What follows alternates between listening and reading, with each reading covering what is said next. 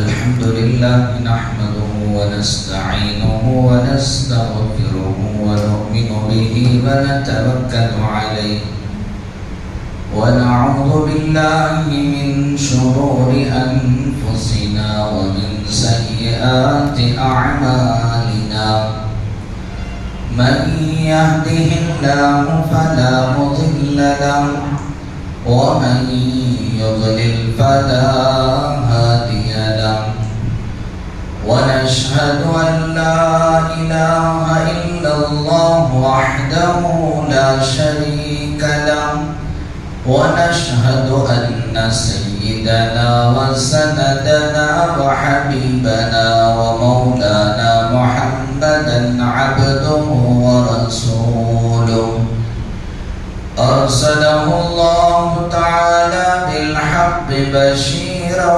ونذيرا وداعيا إلى الله تعالى بإذنه وسراجا منيرا أما بعد فإن أصدق الحديث كتاب الله وخير الهدي هدي محمد صلى الله عليه وسلم وشر الأمور محدثاتها وكل محدثة بدعة وكل بدعة ضلالة وكل ضلالة في النار أعوذ بالله من الشيطان الرجيم بسم الله الرحمن الرحيم إنا لننصر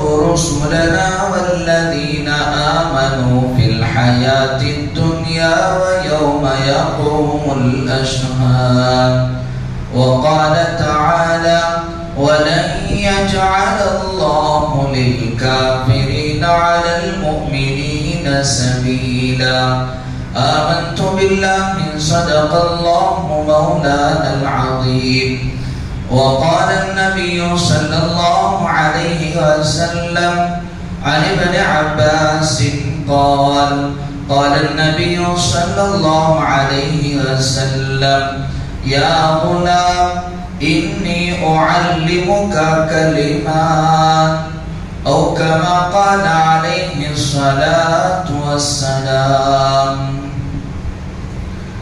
معزز حاضرین، محترم سامعین، برادران اسلام، خطبہ میں قرآن مجید کی جو آیتیں تلاوت کی گئی جس میں اللہ جل جلالہ وعظم نوالہ یہ اپنے بندوں سے ارشاد فرما رہے ہیں اِنَّا لَنَنْصُرُ رُسُلَنَا وَالَّذِينَ آمَنُوا فِي الْحَيَاةِ الدُّنْيَا وَيَوْمَ يَقُومُ الْأَشْهَادُ. اللہ تعالیٰ کا فرمان ہے کہ ہم یقیناً مدد کریں گے، یعنی ہمارا یہ فرض ہے کہ ہم مدد کریں رسولوں کی اور ایمان والوں کی، مسلمانوں کی، دنیاوی زندگی میں بھی اور آخرت میں بھی. گزشتہ جمعہ ہم نے سنا اللہ تعالی شانہ کی وہ قدرت اور اللہ جل شانہ کی وحدانیت کے بارے میں کہ اللہ تعالیٰ کی ذات وراء الورا ہے، ہر چیز سے بڑی ہے، اور اللہ تعالیٰ کی ذات وہ عناصر اربعہ آگ، پانی، ہوا، ہر چیز سے بڑھ کر ہے. اور ایک ایمان والے کو اس بات کا یقین رکھنا ضروری ہے، اور اللہ کی مدد بھی انسان کے لیے اسی وقت شامل حال ہوگی جب وہ اس بات کا یقین رکھے کہ اللہ کی ذات بڑی ہے اور اللہ ہی میری مدد فرمائیں گے. اسی لیے حدیث میں آ کر ہے، اللہ کے رسول صلی اللہ علیہ وسلم کا ارشاد ہے کہ شیطان وہ دو کلموں سے بہت دور بھاگتا ہے. ایک تو اللہ اکبر ہے کہ جس کے معنی یہ ہے کہ اللہ سب سے بڑا ہے، انسان جب اس بات کو تسلیم کر لے گا اور یقین کر لے گا تو پھر اللہ کی مدد کا آنا وہ یقینی ہے۔ اور دوسرا کلمہ جس سے شیطان بہت دور بھاگتا ہے وہ ہے لا حول ولا قوت الا باللہ۔ یہ سورہ کلمہ تمجید میں پڑھا جاتا ہے جس کا ترجمہ یہ ہے کہ لا حول ولا قوت الا باللہ، کہ گناہوں سے بچنے کی طاقت اور نیک کام کرنے کی قوت وہ بھی صرف اور صرف اللہ ہی کی طرف سے ہے۔ تو بس انسان جب تک اللہ کی ذات کا یقین نہیں کرے گا اللہ تعالیٰ کی مدد بھی اس کے ہاتھ شامل حال نہیں رہے گی۔ اللہ کے رسول صلی اللہ علیہ وسلم کا فرمان ہے الایمان بین الخوف والرجاء، ایک ایمان والے کی زندگی کیسے ہونی چاہیے؟ وہ اللہ سے امید بھی رکھنا ہے اور اللہ سے ڈر بھی رکھنا ہے۔ اسی لیے اللہ کے رسول صلی اللہ علیہ وسلم نے ارشاد فرمایا کہ اگر کل قیامت کے دن یہ اعلان کر دیا جائے کہ دنیا کے جتنے آدمی ہیں وہ سارے کے سارے جنت میں جانے والے ہیں اور ایک آدمی کو چھوڑ کے، تو اللہ کے رسول نے فرمایا کہ اللہ سے ڈر اتنا ہے کہ مجھے اس بات کا ڈر ہے کہ میں وہ ایک آدمی میں سے نہ ہو جاؤں۔ اور اگر اللہ کی طرف سے اعلان ہو جائے کہ دنیا کے جتنے آدمی ہیں وہ سارے کے سارے جہنم میں جائیں گے سوائے ایک کے، تو مجھے اللہ کی ذات سے اتنی امید ہے کہ وہ ایک آدمی میں ہوں۔ تو انسان کو اللہ سے ڈرنا بھی چاہیے اور اللہ تعالیٰ سے امید بھی لگانا چاہیے۔ اللہ تعالیٰ نے قرآن مجید میں ارشاد فرمایا کہ اللہ تعالیٰ نے حضرات انبیاء کی اور حضرات صحابہ کرام رضی اللہ عنہم اجمعین کی کیسے مدد فرمائی۔ اللہ تعالیٰ کی مدد وہ اعمال کی بنیاد پر نہیں ہے، اللہ تعالیٰ کی مدد وہ یقین کی بنیاد پر ہے۔ آج سب سے پہلی بات تو یہ ہے کہ ہم اعمال سے دور ہیں، اور جب اعمال کر رہے ہیں تو پھر اللہ کی مدد کا ہمیں یقین نہیں ہے۔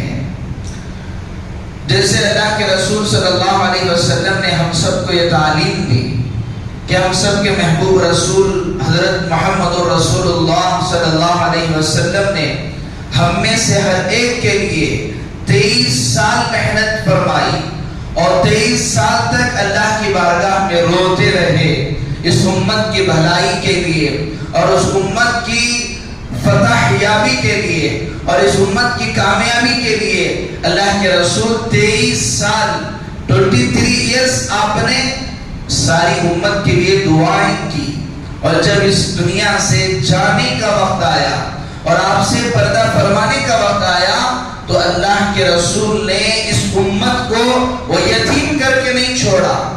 جس طرح ایک باپ اپنے بیٹے کے لیے بہت ساری کوشش کرتا ہے کہ وہ یہ چاہتا ہے کہ میرے اس دنیا سے جانے کے بعد وہ میرا بچہ کسی کا محتاج نہ ہو جائے، اس کے لیے نہ جانے وہ اپنے بس میں ہو تو اپنے اولاد کے لیے بزنس لاگت دیتا ہے، اور اس کے بس میں ہے تو کہیں وہ انویسٹمنٹ کرتا ہے اور کہیں شیئر مارکیٹ میں پیسے انویسٹ کرتا ہے، اور اگر اس کے بس میں ہے تو مکانات بنا کے رکھتا ہے۔ اور ان سارے چیزوں کے کرنے کا مقصد یہ ہوتا ہے کہ میرے اس دنیا سے جانے کے بعد وہ میرا بچہ عاجز نہ بنے۔ ایسے ہی ہم سب کے محبوب رسول حضرت محمد رسول اللہ صلی اللہ علیہ وسلم وہ 23 سال تک ہمارے لیے دعائیں کرتے رہے اور ہمارے لیے محنتیں کرتے رہے۔ دنیا میں کون سی ماں ایسی ہوگی جو اپنے بچے کے لیے 23 سال روئی ہو؟ لیکن یہ تو اللہ کے رسول تھے، لیکن جاتے ہوئے اللہ کے رسول صلی اللہ علیہ وسلم نے اس امت کو یتیم نہیں چھوڑا، اور جاتے ہوئے یہ بتلایا کہ لوگوں جو مددیں اللہ نے میرے ساتھ فرمائی ہے وہی مددیں تمہارے ساتھ بھی اللہ اتاریں گے، لیکن شرط یہ ہے کہ وہ اعمال اور یقین ہے۔ اللہ کے رسول صلی اللہ علیہ وسلم سے جو پچھلی قومیں گزری حضرت موسیٰ علیہ السلام کی قوم، جس وقت حضرت موسیٰ علیہ السلام جب قوم کے پاس آئے اور آ کر انہوں نے کہا کہ ایک اللہ کو مانو تمہارا بھلا ہوگا، تم دنیا میں بھی اچھے رہو گے اور آخرت میں بھی اچھے رہو گے، تو حضرت موسیٰ کی قوم نے کہا آپ تو یہ کہہ رہے ہیں کہ اللہ کی بات ماننے پر، تورات پر ایمان لانے پر ہم لوگ دنیا میں بھی اچھے رہیں گے، آخرت میں بھی اچھے رہیں گے، وَقَدْ أُوذِينَا مِن قَبْلُ وَمِن بَعْدِ مَا جِئْتَنَا، آپ تو کہہ رہے ہو لیکن ہمارا حال یہ ہے کہ آپ کے آنے سے پہلے بھی ہم تکلیف میں تھے اور آپ ہمارے ساتھ آئے ہیں تب بھی ہم تکلیف میں ہی ہے۔ جیسے آج کل جب کوئی آدمی جب دھیرے دھیرے اگر اس کی زندگی میں اگر بگاڑ آ گیا ہو تو اگر اس سے کوئی کہے کہ بھائی اتنا پریشان ہے، چل نمازوں کا اہتمام کر اور اللہ کی راہ میں جا اور دین کے راستے پر چل، اللہ تیری مدد کرے گا۔ جو ایک آدمی آیا اور آ کر ابھی 4 دن بھی نہیں گزرے تھے، 4 دن بڑے اہتمام سے نماز پڑھنے لگا، 4تھا دن گزرا، 5ویں دن آ کر کہنے لگا ارے حضرت آپ تو کہہ رہے تھے کہ اللہ کے راستے پر چلنے پر اور نماز کے پڑھنے پر اللہ میرا مسئلہ حل کر دیں گے، ارے میں تو 4 دن سے نماز پڑھ رہا ہوں اب تک میرا مسئلہ حل نہیں ہوا ہے۔ لیکن ہم سب کو یہاں پر دیکھنا ہے کہ اللہ کے رسول صلی اللہ علیہ وسلم کی جو تعلیم ہے، اللہ تعالیٰ نے قرآن مجید میں ارشاد فرمایا وَمِنَ النَّاسِ مَن يَعْبُدُ اللَّهَ عَلَى حَرْفٍ فَإِنْ أَصَابَهُ خَيْرٌ اطْمَأَنَّ بِهِ وَإِنْ أَصَابَتْهُ فِتْنَةٌ انقلب عَلَى وَجْهِهِ۔ اللہ تعالیٰ نے فرمایا کہ دنیا میں بہت سارے بندے میرے ایسے ہیں جو اللہ کی عبادت کرتے ہیں تو کنارے کنارے کرتے ہیں۔ وَمِنَ النَّاسِ مَن يَعْبُدُ اللَّهَ عَلَى حَرْفٍ فَإِنْ أَصَابَهُ خَيْرٌ اطْمَأَنَّ بِهِ، اگر ان کے ساتھ کوئی اچھا ہو جاتا ہے تو وہ مطمئن ہو جاتے ہیں، خوش ہو جاتے ہیں۔ وَإِنْ أَصَابَتْهُ فِتْنَةٌ، اگر کوئی ہلکی بھی پریشانی آئی انقلب علی وجہہ، ایسے ہی اپنے رخ کو موڑ لیتے ہیں اور شکوہ شکایت کرنے لگتے ہیں اور زندگی میں یہ نہیں سوچتے کہ جس ذات نے مجھے اتنے سال تک خوشحال رکھا، آج اگر ہلکی سی پریشانی آ گئی تو بجائے اس کے کہ میں صبر کرتا اور اللہ سے مدد مانگتا، انسان وہ فوراً شکوہ شکایت کرنے لگتا ہے کہ یہ مصیبتوں کے لیے اللہ کو میں ہی ملا تھا، یہ مصیبتیں ہم پر ہی کیوں آتی ہیں۔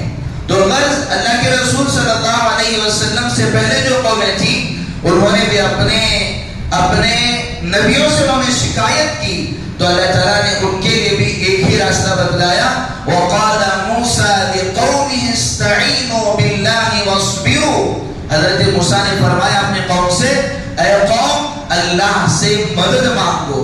مدد کیسے مانگو گے؟ ایک تو سب سے پہلے یہ ہے کہ تم نماز کو قائم کرو اور صبر کا مظاہرہ کرو۔ ایسے ہی اللہ کے رسول صلی اللہ علیہ وسلم بھی اس دنیا سے جاتے ہوئے اس ساری امت کو وہ 2 چیزیں دے کر گئے کہ دیکھو جتنے بھی تمہارے مسائل حل کرنا ہے اور نماز کے ذریعے سے اپنے مسائل کو حل کر لینا۔ لیکن مسئلہ یہ ہے کہ آج پہلی بات تو امان نہیں اور عمل ہے تو یقین نہیں ہے، اور اللہ کی مدد عمل کرنے کی بنیاد پر نہیں ہے، وہ یقین کی بنیاد پر ہے۔ اللہ تعالیٰ نے غزوہ بدر میں حضرات صحابہ کی مدد فرمائی۔ اللہ تعالیٰ نے قرآن مجید میں فرمایا وَلَقَدْ نَصَرَكُمُ اللَّهُ بِبَدْرٍ وَأَنْتُمْ أَذِلَّةٌ، حضرات صحابہ سے فرمایا کہ اللہ تعالیٰ نے آپ کی مدد فرمائی غزوہ بدر میں، وَأَنْتُمْ أَذِلَّةٌ، اس وقت تم بڑے کمزور تھے لیکن ان کا یقین کمزور نہیں تھا، وہ مالی اعتبار سے یقیناً کمزور تھے، کفار 1000 ہیں، ادھر 313 ہیں، ادھر ہتھیار ہیں، گھوڑے ہیں اور زرے ہیں، ساری چیزیں ہیں، ادھر بس 2-4 گھوڑے ہیں اور ہاتھ میں لکڑی کے ٹہنیاں ہیں، لیکن اللہ کی مدد آئی، اللہ تعالیٰ نے ان کی مدد فرمائی اور اللہ کے رسول صلی اللہ علیہ وسلم نے دعا کی اور اللہ تعالیٰ سے فرمایا اللہم ان شئت لم تعبد هذا اليوم، اے اللہ اگر آپ چاہتے ہیں کہ جتنے مسلمان ہیں اگر یہ ہلاک ہو جائیں تو اس کے بعد اس روئے زمین پر آپ کا کوئی نام لینے والا باقی نہیں رہے گا. اور اس یقین کے ساتھ اللہ کے رسول نے وہ دعائیں کی تو پھر اللہ کی مدد آئی کہ اللہ تعالیٰ نے ان 313 کو 1000 پر غلبہ عطا فرما دیا. اور آگے اللہ تعالیٰ نے حضرت موسیٰ کا تذکرہ فرمایا کہ حضرت موسیٰ اور ہارون کو اللہ تعالیٰ نے فرعون کی طرف بھیجا. اور فرعون وہ تو بڑا ظالم و جابر بادشاہ تھا، اور اتنا کہ جس نے صرف انسانوں کا نہیں، انسانوں میں حضرات تابعین کا، یعنی کہ جو صحابہ کے بعد جن کا درجہ ہے، انہوں نے سعید بن جبیر کا بھی اس نے قتل کیا، اور اس نے کئی لاکھ بچوں کا اس نے قتل کیا. ذرا سوچ کر دیکھیں کہ آج جو لوگ اقتدار پر ہیں، جو حکومت میں ہیں، وہ لوگ بھی اگر کسی بچوں کا قتل کرنے لگے تو ممکن ہے کہ چند دنوں میں اتنا احتجاج کیا جائے کہ ان کی حکومت گر جائے. لیکن فرعون یہ تھا بڑا ظالم و جابر. اور آج جو لوگ مصر گئے ہیں انہوں نے دیکھا ہوگا کہ فرعون کا جو ڈھانچہ رکھا ہوا ہے وہ 6 فٹ کا ہے، اور جس وقت اس کی عمر 20 سال کی تھی اللہ نے اسے بادشاہت عطا کی، اور وہ 65 سال تک حکمران رہا. اور ظاہر سی بات ہے اتنی کم عمری میں جب انسان کو حکومت مل جائے، بادشاہت مل جائے، تو ظاہر سی بات ہے غرور تو ہوگا. اور اتنا غرور تھا کہ اس کے دربار میں کوئی اس کے حکم کے خلاف کر نہیں سکتا تھا. ایسے لوگوں کے پاس اللہ تعالیٰ کا حکم ہوا حضرت موسیٰ اور فرعون کو کہ جاؤ اور جا کر اسے اپنی بات سناؤ. حضرت موسیٰ اور فرعون سے اللہ تعالیٰ نے تسلی دی کہ یقیناً تمہارے دلوں میں ہوگا کہ وہ بہت طاقتور ہے. اللہ نے فرمایا کہ لا تخافا اننی معکما اسمع و ارا. آپ لوگوں آپ گھبرائیے مت، اننی اسمع و ارا. وہ جو کچھ کہہ رہا ہے میں اس کو سن رہا ہوں اور دیکھ رہا ہوں، اور سب کچھ میں دیکھ رہا ہوں. اور جب حضرت موسیٰ علیہ السلام کا جب یقین تھا کہ اللہ کی مدد آئے گی تو انہوں نے فرعون کے پاس گئے اور جا کر انہوں نے دین کی دعوت دی. وہ بجائے اس کے کہ ان کی بات مانتا ان پر حملہ کیا. اور جب یقین تھا اللہ تعالیٰ نے حضرت موسیٰ کی مدد کی کہ حضرت موسیٰ علیہ السلام کا لشکر وہ پانی میں گھوڑوں کو ڈال دیا اور اللہ کی مدد آسمانوں سے اتری. کیوں؟ یقین تھا. جب یقین ہو تو اللہ کی مدد کا آنا بھی یقینی ہے. حضرت ابراہیم علیہ السلام نمرود نے آگ میں ڈالا، اور جس وقت آگ میں ڈالا جا رہا تھا ادھر سے بارش والے فرشتے اور ادھر سے ہواؤں والے فرشتے سب آئے اور اگر کہنے لگے اے ابراہیم آپ کو کچھ مدد کی ضرورت ہے. حضرت ابراہیم نے کہا کہ نہیں، مجھے کسی کی مدد کی ضرورت نہیں ہے. حضرت جبرائیل آئے سید الملائکہ اور اگر پوچھے حضرت ابراہیم نے کہا کہ نہیں، مجھے آپ کی بھی مدد کی ضرورت نہیں ہے. حضرت جبرائیل نے کہا کہ پھر اللہ ہی سے مدد مانگ لو. حضرت ابراہیم نے کہا کہ میں جس کا بندہ ہوں وہ میرے اس حال سے واقف ہے، یقیناً مجھے یقین ہے کہ میرا اللہ میری مدد کرے گا. تو اللہ تعالیٰ نے حضرت ابراہیم کی مدد فرمائی. اور اس سے آگے بڑھ کر ہم سب کے محبوب رسول سید الاولین والآخرین شفیع المذنبین رحمت للعالمین سرور دو عالم حضرت محمد رسول اللہ صلی اللہ علیہ وسلم کو کافروں نے قتل کرنے کا، نعوذ باللہ شہید کرنے کا منصوبہ بنایا. اللہ تعالیٰ کی طرف سے حکم ہوا کہ گھر میں چلے جاؤ اور پھر گھر سے نکلو اور جا کر غار میں چلے جاؤ. ظاہر سی بات ہے کہ کافر جب آپ راستے سے جائیں گے تو کافر دیکھیں گے، اور جب غار میں جائیں گے تو وہ ڈھونڈ کر غار کی طرف آئیں گے. لیکن اللہ تعالیٰ کا حکم ہوا کہ تمہیں میری ذات پر یقین ہے، اس لیے اللہ کے رسول باوجود اس کے کہ کفار آپ کے قتل کے لیے انتظار میں ہیں، لیکن اللہ کے رسول گئے اور اللہ کے رسول نے اللہ کے حکم میں تعمیل کرتے ہوئے اس غار میں پناہ لی. اور پھر اللہ تعالیٰ نے ان کی مدد فرمائی، اور مدد ایسے فرمائی کہ آپ ان کے سامنے سے چلے گئے، ان کو نظر بھی نہیں آیا. اور پھر اللہ کی مدد اتنی آئی، اللہ تعالیٰ نے اس غار سے بآسانی اللہ کے رسول کو مدینہ منورہ کی طرف پہنچا دیا. اور یہ ساری چیزیں تب ہوئی جب اللہ کی ذات پر یقین تھا. آج میرے عزیزوں، ہم میں سے بہت سارے الحمدللہ اعمال تو ہم کر رہے ہیں لیکن ہمیں اعمال کا یقین نہیں ہے. کتنے اعمال ایسے ہوں گے جن میں سے ہم میں سے جس کو یقین ہوگا کہ اللہ میرے سارے مسائل وہ نماز سے حل ہو سکتے ہیں. کتنوں کو اس کا یقین ہوگا؟ اگر یقین نہ ہو تو یقیناً کمی ہے کہ ہم اس یقین کو اپنے اندر پیدا کریں. فتاوی تاطار خانیہ میں لکھا ہے کہ نماز جو اللہ تعالیٰ کا حکم ہے استعینوا بالصبر والصلاۃ، کہ نماز کے ذریعے سے اللہ کی مدد مانگو. آج انسان روزی کے مسئلے کو لے کر پریشان رہتا ہے، جاب کے مسئلے کو لے کر پریشان رہتا ہے، اور گھریلو مسائل کو لے کر پریشان رہتا ہے، اور بیماریوں کو لے کر پریشان رہتا ہے. اس میں ہلکا سا نسخہ فتاوی تاطار خانیہ میں لکھا ہوا ہے. لکھا ہے کہ جو بندہ صبح فجر کی نماز کے وقت جو 2 رکعت سنت موقدہ نماز ہے، اس 2 رکعت سنت موقدہ نماز کو اگر اپنے گھر سے پڑھ کر نکلے گا، اللہ تعالیٰ اسے 3 انعامات عطا فرمائیں گے. ایک ہے فجر کی 2 رکعت نماز، 2 رکعت سنت موقدہ نماز پڑھنا، یعنی کہ فجر کی 2 رکعت نماز ایک الگ سنت ہے اور گھر میں پڑھنا یہ الگ سنت ہے.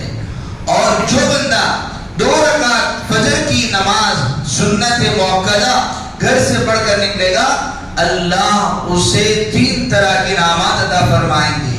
پہلا انعام یہ ہے کہ اللہ تعالیٰ اس سے گھریلو جھگڑوں سے نجات عطا فرماتے ہیں. ظاہر سی بات ہے کہ میاں اور بیوی میں جھگڑا، ساس اور بہو میں جھگڑا، اور پتہ نہیں آپ ایک جگہ میں رہے ہیں، بہو بیوی اور نند سے جھگڑا، ہر ایک سے کچھ نہ کچھ اپنے فیملی مسائل ہیں بات بات پہ. اور کبھی کسی بیوی کے کہنے پر ماں ناراض ہو گئی، ماں کے کہنے پر بیوی ناراض ہو گئی. تو اللہ کے رسول صلی اللہ علیہ وسلم کا فرمان ہے کہ جو بندہ صرف 2 رکعت فجر کی سنت موقدہ نماز اپنے گھر پر پڑھ کر نکلے، اللہ اسے گھریلو جھگڑوں سے نجات عطا فرماتے ہیں. اور دوسرا انعام کہ اللہ جل شانہ اس کے رزق میں وسعت اور فراخی اور اللہ اسے کشادگی عطا فرماتے ہیں. آج انسان اپنے جتنے مسائل ہیں وہ صبح سے لے کے شام تک جو بھاگ دوڑ کر رہا ہے اور جو محنت پر رہا ہے، اور کبھی اپنے بھوک کو برداشت کر کے اور کبھی پیاس کو برداشت کر کے، وہ ذرا سوچ کر دیکھے اللہ کے رسول صلی اللہ علیہ وسلم نے ارشاد فرمایا کہ جو بندہ 2 رکعت سنت صرف اپنے گھر میں پڑھ کر نکلے، اللہ اس کے رزق کے مسئلے کو ختم کر دیں گے.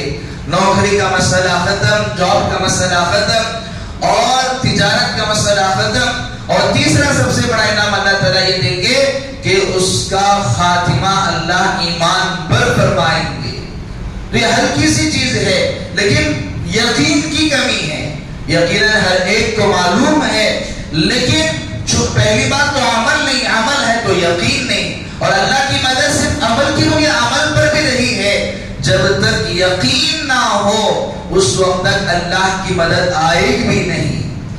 ایک آدمی عمرے کے سفر پر گیا اور عمرے کے سفر سے وہ زمزم کا پانی لے کر آیا.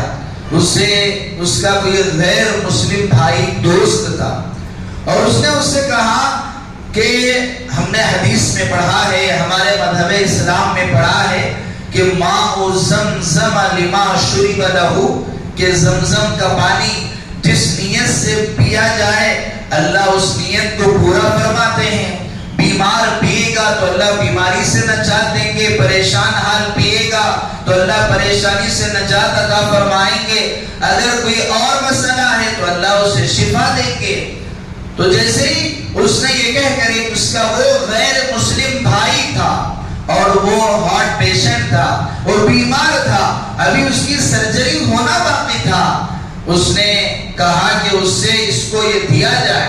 اور پھر اس کے بعد جب اس نے اس یقین کے ساتھ اس کو دیا تو اس نے زمزم کا پانی استعمال کیا، اور جب سرجری کا وقت آیا اس سے پہلے ایک رپورٹ لی جاتی ہے، اور جب رپورٹ لی گئی تو پتا چلا کہ کوئی بلاک نہیں ہے، وہ بالکل صحت یاب ہو گیا ہے۔ تو ڈاکٹر نے اس سے پوچھا کہ بھائی یہ کیسے ہو گیا؟ انہوں نے کہا کہ میرا ایک مسلم بھائی ہے اور اس نے یہ کہا، اور میں نے بھی اس یقین کے ساتھ اس کو پی لیا تو میرے سے شفا ہو گئی۔ تو پھر ڈاکٹر نے کہا اگر بات ایسی ہے تو میرے لیے 1 لیٹر منگا کے دے دینا، میں بھی اپنے ہسپتال میں رکھ لوں گا، جو اس دل کا مریض آئے گا میں اس کو 1 گلاس دے دوں گا تاکہ وہ بھی صحت یاب ہو جائے۔ اور پھر جب وہ 1 لیٹر یا 5 لیٹر جتنا بھی ہے پانی لا کر اس ڈاکٹر کے حوالے کیا، اور ہارٹ کے پیشنٹ آتے گئے، اور اس نے جو بھی مریض آتا اس کو کہا کہ اس پانی کو پی لو تمہیں شفا ہو جائے گی۔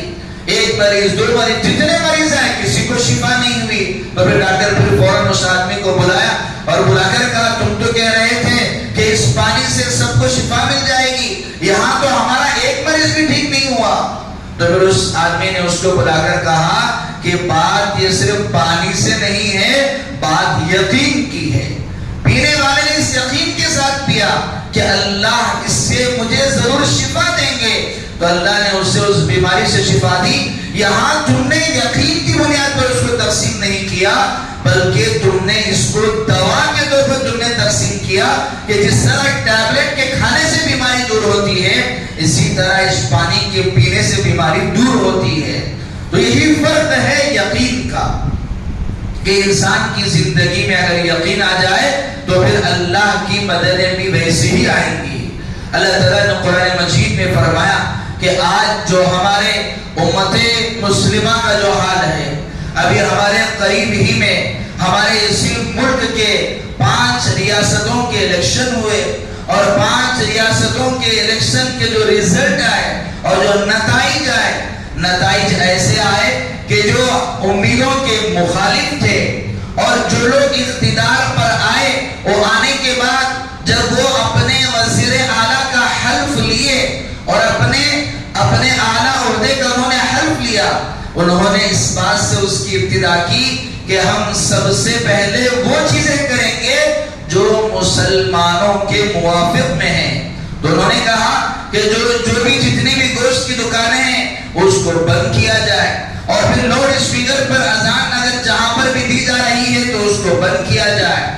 اللہ تعالیٰ نے قرآن مجید میں ارشاد فرمایا، اپنے ایمان والوں سے تسلی دی۔ اللہ تعالیٰ نے جگہ جگہ ارشاد فرمایا، پہلی جگہ اللہ نے فرمایا کہ اِنَّا لَنَنْصُرُ رُسُلَنَا وَالَّذِينَ آمَنُوا فِي الْحَيَاةِ الدُّنْيَا، اے ایمان والو اللہ تمہاری ضرور مدد کریں گے۔ اور ایک جگہ اللہ نے فرمایا وَلَن يَجْعَلَ اللَّهُ لِلْكَافِرِينَ عَلَى الْمُؤْمِنِينَ سَبِيلًا، اللہ تعالیٰ کا وعدہ یہ ہے کہ اللہ تعالیٰ کافروں کو ایمان والوں تک پہنچنے کا کوئی راستہ نہیں بنائیں گے۔ یعنی کہ کافر یہ چاہ کر ایمان والوں کو ہلاک کر دے، ختم کر دے، انہیں نقصان پہنچا دے، اللہ تعالیٰ اس کا راستہ نہیں بنائیں گے۔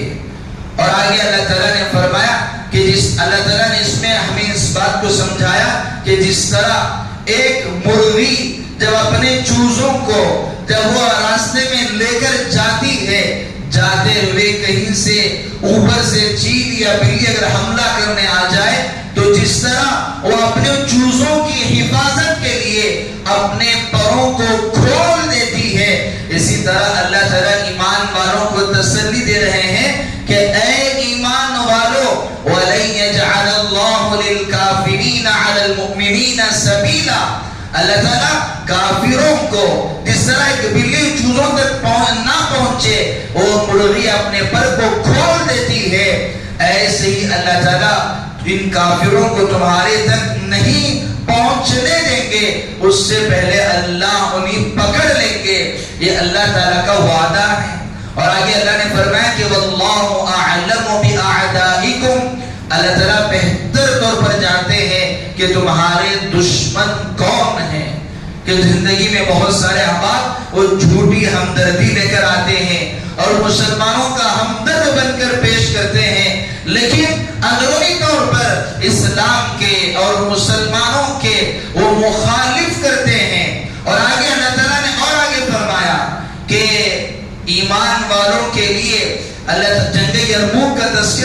اللہ تعالیٰ نے فرمایا کہ فَلَمْ تَقْتُلُوهُمْ وَلَكِنَّ اللَّهَ قَتَلَهُمْ. اس سے پہلی والی آیت میں اللہ تعالیٰ نے فرمایا کہ جنگ یرموک کہ جس میں علماء نے اس کی مثال لکھی ہے کہ مسلمان وہ بالکل مختصر تھے اور کافر لاکھوں کی تعداد میں تھے، اور اس کی مثال جو حضرت عبداللہ ابن عباس وغیرہ نے دی ہے کہ جس طرح ایک سفید گھوڑا، سفید پورا جسم اس کا سفید ہے اور اس کے سفید جسم پر ہلکے سے ایک کالے نشان لگے ہوئے ہیں، تو جتنا گھوڑے کے سفیدی پر ہلکے سے جو کالے نشان ہوتے ہیں اتنے ہلکے سے مسلمان ہیں اور باقی سارے کے سارے کافر ہیں.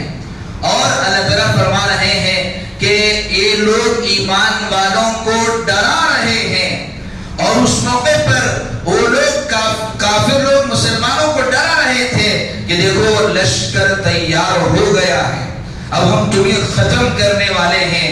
لیکن اللہ تعالیٰ نے ایمان والوں کی صفت پر بیان فرمائی کہ فَزَادَهُمْ ایمانا، ایمان والے اس سے ڈرے نہیں بلکہ ان کا ایمان اور مضبوط ہو گیا، اور مضبوط ہوا، اللہ کی مدد آئی. اللہ نے اس مختصر سے صحابہ کی جماعت کو ان لاکھوں کے لوگوں پر اللہ نے غلبہ دے دیا. تو اللہ تعالیٰ اس آیت کو بیان کر کے ہم سب ایمان والوں کو تسلی دے رہے ہیں. آج کا جو ماحول ہے صرف ہمارا یہ ملک نہیں بلکہ ساری دنیا میں ایک طرح سے مسلمان کو خوف زدہ کرنے کی کوشش کی جا رہی ہے.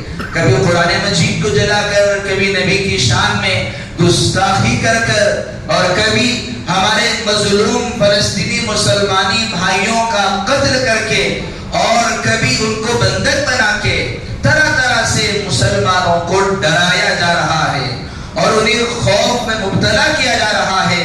لیکن اللہ تعالیٰ نے فرمایا کہ ایمان والے کا اگر یقین ہو جائے گا تو پھر اللہ تعالیٰ کی مدد بھی ویسے ہی آئے گی جس طرح اللہ تعالیٰ نے جنگ یرموک میں اور جنگ بدر میں، اور جس طرح اللہ تعالیٰ نے حضرت موسیٰ کو اور حضرت ابراہیم کو، اور جس طرح اللہ تعالیٰ نے حضرت محمد رسول اللہ صلی اللہ علیہ وسلم کو کفار سے، ان ظالموں سے، دشمنوں سے اللہ تعالیٰ نے جس طرح نجات دی ہے، اسی طرح آج بھی اللہ اسی طرح مسلمانوں کو نجات عطا فرمائیں گے اور اسی طرح اللہ تعالیٰ مدد فرمائیں گے.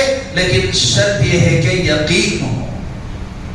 ذرا آپ یہی سوچ کر دیکھیں، اگر ہم صرف یہی یقین اگر اپنے دل کے اندر پیدا کر لے کہ نماز کے ذریعے سے اللہ میرے سارے مسائل حل کر دے، تو پھر جو مجمع جمعہ میں ہمیں نظر آتا ہے شاید وہ پانچوں نمازوں میں نظر آ جائے گا. یہی وجہ یقین کی کمی ہے. تو انسان وہ اللہ تعالیٰ نے اتنا بڑا ہتھیار جو نماز انسان کو دیا ہے، وہ اس کے ذریعے سے اس کا یقین ہی ختم ہو گیا ہے. تو غرض میرے عزیزوں اور بزرگوں دوستوں، اللہ تعالیٰ نے اور اللہ کے رسول صلی اللہ علیہ وسلم نے یہ ہم سب سے وعدہ فرمایا کہ اللہ کی مدد ضرور آئے گی.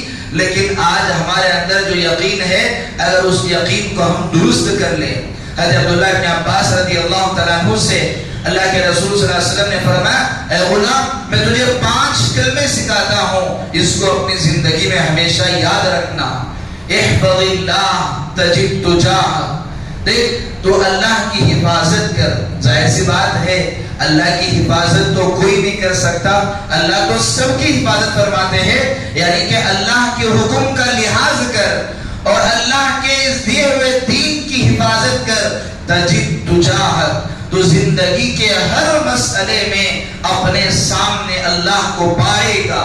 جس طرح ایک گورنمنٹ کا آدمی، ایک وہ آدمی اگر وہ فوج میں ہو یا پولیس کی ڈیوٹی میں ہو، جب وہ اپنا لباس پہن کر راستے میں چلتا ہے اس سے کوئی کچھ نہیں کہتا، بھلے وہ اس سے بڑا مالدار کیوں نہ ہو. اسے معلوم کیوں؟ اس لیے کہ اسے اپنے اس نوکری کا اور اپنے اس وردی کا روب ہے. اسے معلوم ہے کہ میرے پیچھے گورنمنٹ ہے، میرے پیچھے سرکار ہے. مجھے اگر آن ڈیوٹی مجھے کچھ کہا جائے گا تو اس پر فوراً ایکشن لیا جائے گا، اس پر FIR ہو سکتی ہے، اور یہ معاملہ بڑا سنگین ہے. اور جس طرح وہ فوجی اپنے آپ کو محفوظ سمجھتا ہے، جس طرح اپنے آپ کو سیکیور سمجھتا ہے کہ جب وہ وردی میں ہوتا ہے، اسی طرح اللہ تعالیٰ کا اعلان ہے، اللہ کے رسول نے حضرت عبداللہ بن عباس سے فرمایا کہ اپنے دین کی حفاظت کر تو زندگی میں ہر موڑ پر اللہ کو پائے گا۔ اگر کوئی تجھ سے کرنا چاہے، تجھے مارنا چاہے اور تجھے ہلاک کرنا چاہے تو وہ سب سے پہلے تو یہ سوچے گا کہ تیرے پیچھے خدا ہے تو وہ خدا تجھے اس تک پہنچنے نہیں دے گا۔ اور دوسری نصیحت انہوں نے فرمائی کہ اذا استعنت فاستعن باللہ، زندگی میں رہتے ہوئے جب بھی کسی سے مدد مانگنا ہو صرف اللہ ہی سے مدد مانگنا۔ وَعَلَمْ أَنَّ الْأُمَّةَ لَوِ اجْتَمَعَتْ عَلَىٰ أَن يَنفَعَكَ بِشَيْءٍ لَمْ يَنفَعُوكَ بِشَيْءٍ إِلَّا قَدْ كَتَبَ اللَّهُ لَكَ۔ یاد رکھ، اگر ساری دنیا مل کر بھی اگر تجھے کچھ نفع پہنچانا چاہے، وہ اس وقت تک نفع نہیں پہنچا سکتے جب تک کہ اللہ تعالیٰ نے تیرے حصے میں جو پیدا لکھا ہے وہ اگر نہ ہو، اس وقت تک وہ تجھے نفع نہیں پہنچا سکتے۔ اور آگے فرمایا اس کے بالمقابل اگر وہ ساری دنیا مل کر تجھے نقصان پہنچانا چاہے اور جب تک اللہ نہ چاہے تجھے کوئی نقصان نہیں پہنچا سکتا۔ یہ حضرت عبداللہ ابن عباس سے اللہ کے رسول نے یہ نصیحتیں فرمائی اور فرمایا کہ ان نصیحتوں کو زندگی میں ہمیشہ یاد رکھنا۔ تو میرے عزیزوں، ہمیں بھی اپنی زندگی کے ہر موڑ پر، جس طرح گزشتہ جمعہ کہا گیا کہ ہر موڑ پر انسان یہ کہے کہ حسبی اللہ، میرے لیے میرا اللہ کافی ہے۔ دین کا مسئلہ آ جائے کہے کہ حسبی اللہ لدینی، میرے دین کے لیے میرا اللہ کافی ہے۔ کسی نے کچھ تکلیف پہنچائی تو کہے حسبی اللہ لما اہمنی، اور اگر کوئی ہم سے جل رہا ہے کہے کہ حسبی اللہ لمن حسدنی، اور اگر کوئی ہمارے خلاف منصوبہ بنا رہا ہے تو کہے حسبی اللہ لمن کادنی بسوء، اس دنیا کی زندگی میں رہتے ہوئے۔ اور اسی طرح انسان یہ کہے حسبی اللہ عند الموت، حسبی اللہ عند المسألة القبر، حسبی اللہ عند الصراط، حسبی اللہ لا الہ الا ہو علیہ توکلت و الیہ انیب۔ اور جب انسان اللہ کی ذات پر بھروسہ کر لے گا، اللہ تعالیٰ فرما رہے ہیں کہ حتی کنت رجلہ الذی یمشی بہا، تو میں اس کا ہاتھ بن جاتا ہوں جس سے وہ چلتا ہے۔ اللہ تعالیٰ نے اللہ کے رسول کی جو مدد فرمائی، بدر میں جو مدد فرمائی، اللہ نے فرمایا کہ فَلَمْ تَقْتُلُوهُمْ وَلَكِنَّ اللَّهَ قَتَلَهُمْ۔ اے صحابہ، تم سمجھتے ہو کہ تم نے ان کو قتل کیا، ارے تم نے قتل نہیں کیا، وَلَكِنَّ اللَّهَ قَتَلَهُمْ، اللہ نے ان کو قتل کیا ہے۔ اور اللہ کے رسول جب اپنے گھر سے نکلے، جب کافر مارنے کے لیے کھڑے ہوئے تھے، حکم ہوا کہ مٹی کو اڑا دو، اور جب مٹی کو اڑائے تو ان کے آنکھوں سے وہ محروم ہو گئے۔ تو اللہ تعالیٰ نے فرمایا کہ وَمَا رَمَيْتَ إِذْ رَمَيْتَ وَلَكِنَّ اللَّهَ رَمَى۔ اے نبی جی، آپ نے جو مٹی پھینکا تھا، جس وقت آپ نے وہ مٹی آپ نے نہیں پھینکا، اللہ نے وہ پھینکا ہے۔ یعنی کہ انسان جو بھی کرے تو گویا کہ اس میں اللہ کا عمل داخل ہو جائے گا، لیکن ضرورت ہے کہ ہم اپنے اندر اس یقین کو پیدا کریں۔ اور جب یہ یقین پیدا ہو جائے گا تو اللہ کی مدد ایسے ہی آئے گی جیسے اللہ تعالیٰ نے اپنے نبیوں کے ساتھ اور اپنے صحابہ کے ساتھ، اپنے اولیاء کے ساتھ کی ہے۔ اللہ سے دعا ہے اللہ مجھے اور آپ کو ایسا یقین نصیب فرمائے۔ آج آخر میں چند گزارشیں کرنے ہیں۔ پہلی گزارش تو یہ ہے کہ ہمارے شہر بنگلور میں بہت سارے اکابر علماء کی آمد ہو رہی ہے۔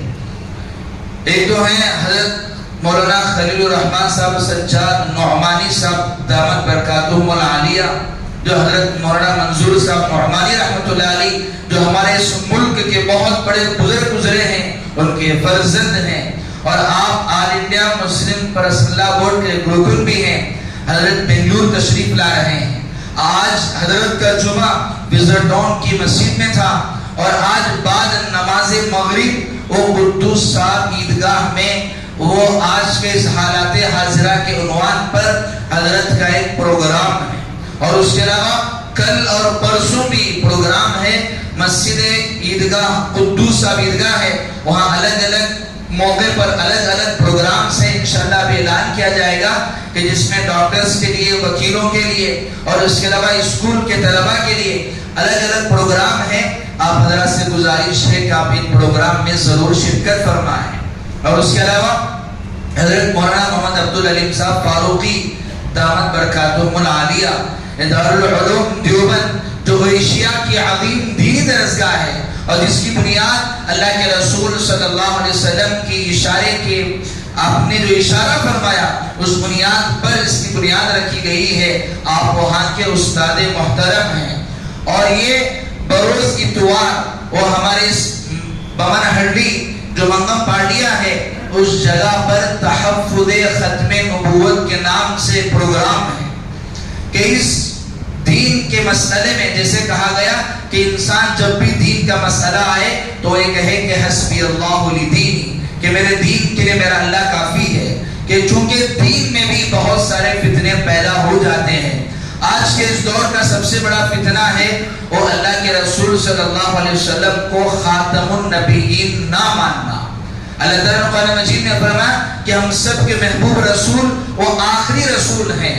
ما كان محمد ابا احد من رجالكم ولكن رسول اللہ وخاتم النبیین۔ اللہ کے رسول یہ تمام نبیوں کے سلسلے کو ختم کرنے والے ہیں، اس کے بعد کوئی نبی آنے والا نہیں ہے۔ لیکن اس کے باوجود اس امت میں بہت سارے لوگ ایسے پیدا ہوئے جنہوں نے نبوت کا دعویٰ کیا، جن میں سے مسلمہ کذاب ہے، نجار ہے، مرزا غلام احمد قادیانی ہے۔ اور ایک ایمان والے کا اس بات کا یقین رکھنا، ایمان رکھنا ضروری ہے کہ جس طرح اللہ کے رسول ہم سب کے نبی ہیں اسی طرح اسے اس بات پر بھی ایمان لانا ہے کہ آپ خاتم النبیین ہیں، یعنی کہ آپ نبوت کے سلسلے کو ختم کرنے والے ہیں، آپ کے بعد کوئی نبی آنے والا نہیں ہے۔ اور دنیا میں انسان جتنی بھی محنت کر لے، وہ دن کے 24 گھنٹے اللہ کی عبادت کر لے اور 1 منٹ کے لیے اللہ کی نافرمانی نہ کرے اور بالکل اللہ کا بندہ بن کر زندگی گزار لے، وہ کتنا بھی اونچا مقام کو چلے جائے وہ نبی نہیں بن سکتا۔ اور نبی تو کیا وہ صحابی بھی نہیں بن سکتا، تو ظاہر سی بات ہے تو نبوت تو اس سے اونچا مقام ہے۔ لیکن آج کے اس دور میں اس کے باوجود بہت سارے فتنوں نے جنم لیا۔ اسی طرح آج کے اس دور میں بھی بہت سارے فتنے اس طرح کے پیدا ہو گئے ہیں جو لوگ نبوت کا دعویٰ کر رہے ہیں یا اس سے ملتے جلتے ہیں، یعنی کہ ابھی ابتدا ہے اور اس کا آخری جو منزل ہوگی وہی ہوگی کہ وہ نبوت کا دعویٰ کریں گے۔ یا بہت سارے فرقے ایسے ہیں جو امام مہدی کے آ جانے کا دعویٰ کر رہے ہیں، حالانکہ امام مہدی علیہ السلام کے متعلق روایت یہ ہے کہ جس وقت امام مہدی مسلمانوں کے خلیفہ بنیں گے اس کے 1 دن تک بھی کسی کو نہیں معلوم ہوگا کہ یہی مہدی ہیں، کل ان کے ہاتھ پر بیعت کریں گے۔ لیکن اس کے باوجود اس امت نے بہت سارے جس طرح نبوت کے دعوے دار ہیں اسی طرح امام مہدی کے بھی دعوے دار ہیں، یہ الگ الگ فرقے پیدا ہوئے ہیں۔ ایک ایمان والے کو ضروری ہے کہ وہ ان سارے چیزوں سے بچے